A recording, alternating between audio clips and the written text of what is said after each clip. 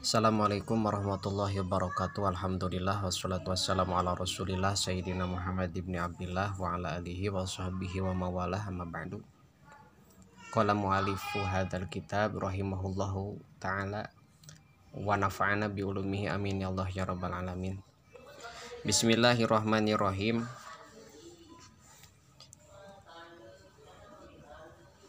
Wa yuta'akadu sareng dikukuhkeun itu siwak aidon deui litilawati Qur'anin karana rek maca Qur'an au hadisin atawa maca hadis au ilmin syar'iyin atawa maca ilmu syara au tagoyuri pamin atawa barobahna cangkem naona narihan ambeuna au launan atawa rupana binahwi naumin ku saumpamana sare au akli karihin atawa nuang perkara nu bau au sinin atanapi barobahna huntu binah wisoprotin ku saumpamana koneng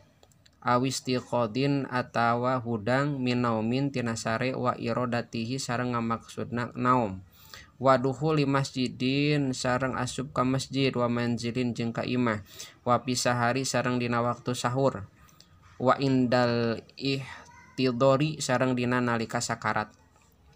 kama sapertikeun perkara dala anu parantos nuduhkeun alaihi kana emak naon khobaru sahihaini hadis riwayat Imam Bukhari sareng Muslim wa yuqalu sareng diucapkeun naon innahu saestuna siwak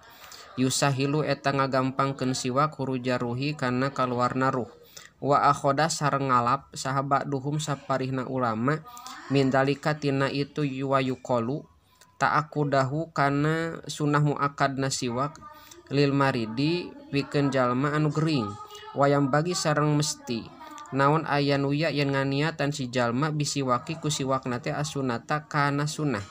liusaba supaya yen diganjar si jalma alaihi kana siwak wayabla jeung yen neureuy si jalma roikohu kana ciduhna jalma awalastiakihi dina mimiti nyusurna jalma wa alayamuso jeung yen henteu ngenyot si jalma hukana siwak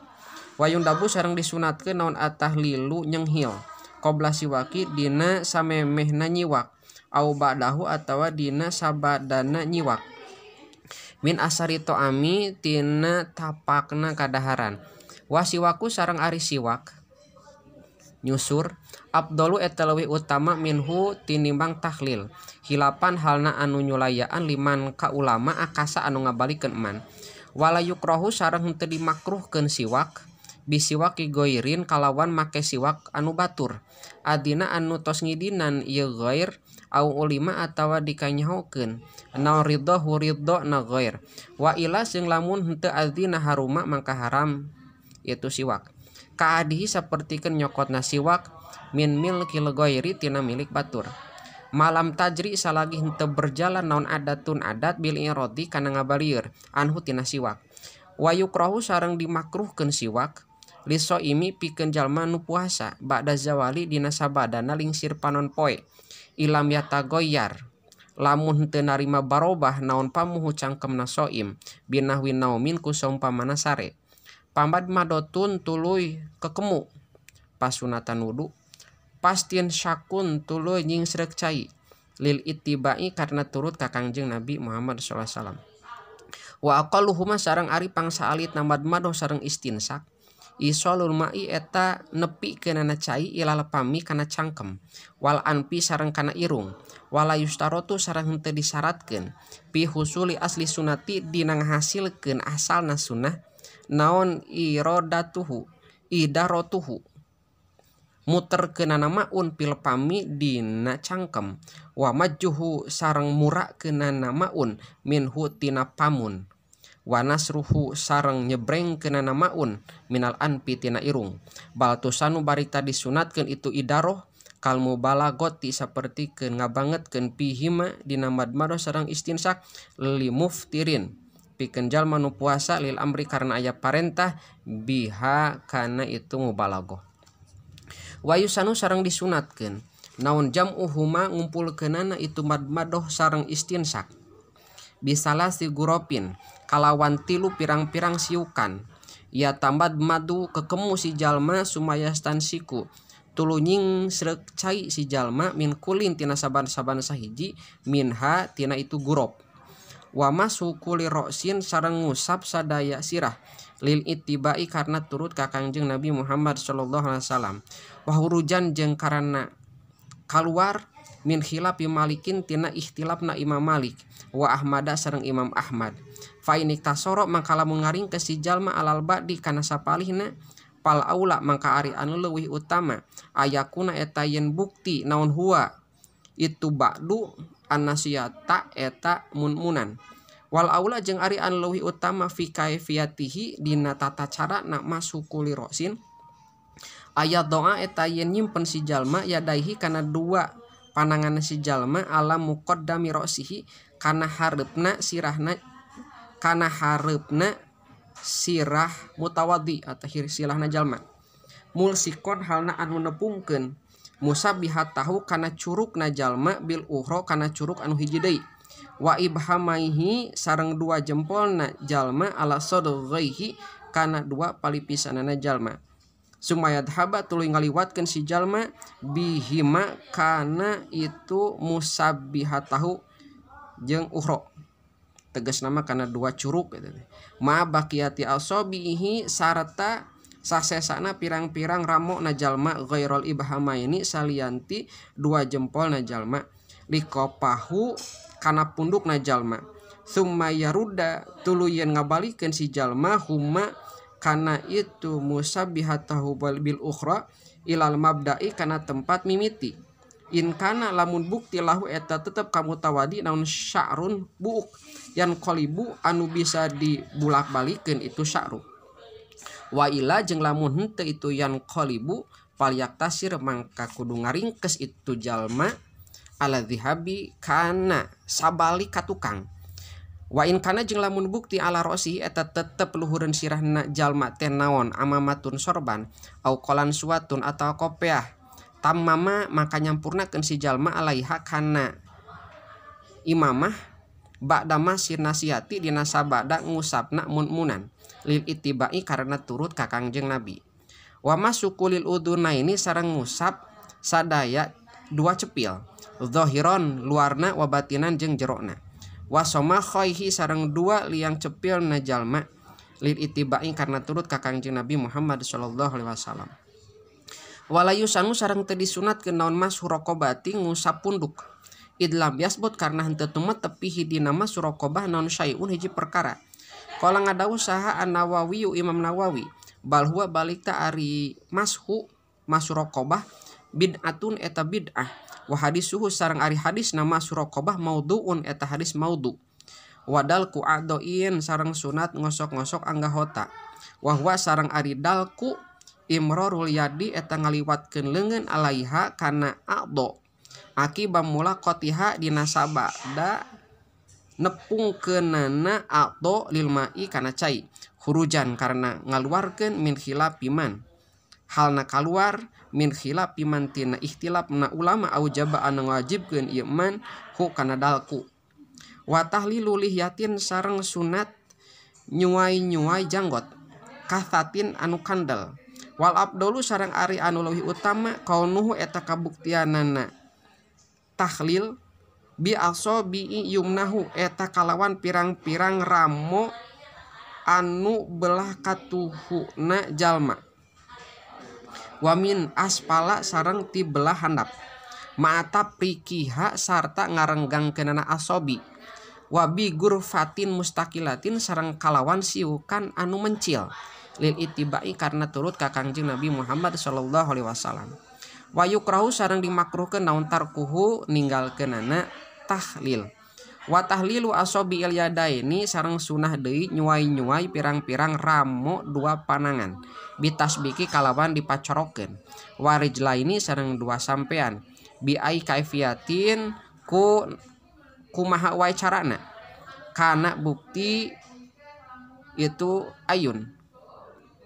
walab dulu sareng ari anu leuwih utama ayu khalila eta yen nyuai-nyuaikeun si jalma ha kan asobi min aspala ti belah handap bihin siriyadihi ku cingir panangana jalma al yusra anu kenca mubtadian anu ngawitan bihin siri rijli ku cingir suku al-yumna anu katuhu wa muhtatiman jeung anu nungtungan bihin siri yusra ku cingir anu belah kenca ayakunu tegas nama bukti itu tahlil bihin siri yusra yadaihi eta ku cingir belah kenca dua leungeunna mutawaddi leungeunna jalma atanapi jalma tiasa kamu tawaddi mangga wa min aspala jeung ti belah handap mubtadian halna anu ngamimitian bihin siri yumna rijlaihi kalawan cingir anu belah katuhu dua sampeanana jalma muhtatiman halna anu ditungtungan bihin siri yusrohuma kalawan cingir belah kencana rijlaih wa itolatul gurroti sareng sunnah manjangkeun ngumbah beungeut bi aya gesila ku gambaran yen ngumbah si jalma ma'al wajhi sarta na beungeut muqaddama ra'sihi kana belah hareup sirahna jalma wa udunaihi sareng dua cepilna jalma wa sobhatai unukihi sareng dua gigir pundukna jalma wa itolatu tahjilin sareng sunat manjangkeun ngumbah leungeun bi aya gesila ku gambaran yen ngumbah si jalma ma'al yadaini sarta dua leungeun ba'dol adudaini kana sawarehna dua pepeuteuyan wa ma'arijlaini sareng sarta dua sukuna ba'do sakoini kana sawarehna dua bitis wa goyatuhu sareng ari antek na tahjil isti'abul adudi eta nyurambahanana cai wudu kana pepeuteuyan wasaki sareng kana bitis wadalika sareng ari sunnah itolah li khabari sahihaini eta karena aya hadis Imam Bukhari sareng Muslim inna umati saestuna umat kaula yud'auna eta bakal diundang ummati yaumal kiamati dina poe kiamah gurron muhajjalina barina anu moncorong raraina min asari wudu'i tina bekas wudu paman maka sajal ma istato anu kaduga man mingkum ti arajeun kabeh ayutila kana yen manjangkeun man gurrotahu kana ngumbah beungeutna man palyap maka kudu migawe man zada nambahan zada parantos nambihan sa muslimun imam muslim watahjilhu lapad watahjilhu ayyud auna tegas nama bakal digero umati bidul wujuhi barina anu bodas pirang-pirang raraina wal aidi sareng pirang-pirang pananganna wal arjuli sareng pirang-pirang sampeanana wayahsulu sareng hasil naon aqallul itolati pangsa alitna manjangkeun bi ghusli adna ziyadatin eta ku ngumbah panghandap-handapna nambahan al wajibi kana anu wajib wa kamaluha sareng ari kasampurna itolah bistia bima eta kalawan nyurambahanana perkara maro anu parantos kaliwat ieu mah wa taslisu kulin sareng sunat nilu kalikeun saban-saban sahiji min magsulin tin anu dikumbah wa mamsuhin sareng anu diusap wadalkin sareng anu digosok wa tahlilin sareng anu disuai-suai wa siwakin sareng siwak wa basmalatin sareng maca basmalah wa sareng maca bismillah wa dzikrin sareng zikir akibahu dina sabadana wudu lil ittibai karena turut ka Kangjeng Nabi Muhammad sallallahu alaihi wasallam pi aktsari dzalika dina kaseseueuranana magsul mamsuh sareng anu sanesna